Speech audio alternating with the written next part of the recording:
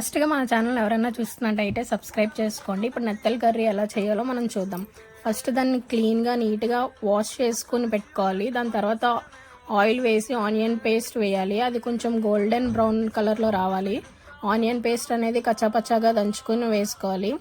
ఆ తర్వాత దీంట్లోకి సాల్ట్ అండ్ అలాగే secret masala and chilli powder, కారం మనకు తగినంత వరకు వేసుకోవాలన్నమాట. ఈ మసాలా అంతా పచ్చివాసన పోయే వరకు మనం ఫ్రై చేసుకోవాలి. ఆ తర్వాత మనం ముందుగా క్లీన్ చేసి పెట్టుకున్న నెత్తలన్నీ మనం దీంట్లో వేసుకోవాలి. వేసుకొని మొత్తం కలుపుకొని నెత్తలు వేసుకున్న తర్వాత మొత్తం అంతా బాగా మిక్స్ చేసుకోవాలి.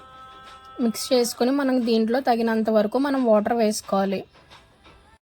వాటర్ వేసి మనం మూత పెట్టేసి ఒక 10 మినిట్స్ పాటు మనం లో ఫ్లేమ్లో పెట్టి దాన్ని అలా ఉడికించాలి, ఒక 10 మినిట్స్ వరకు. ఈ లోపల మనం సీక్రెట్ మసాలా అనేది చూద్దాం.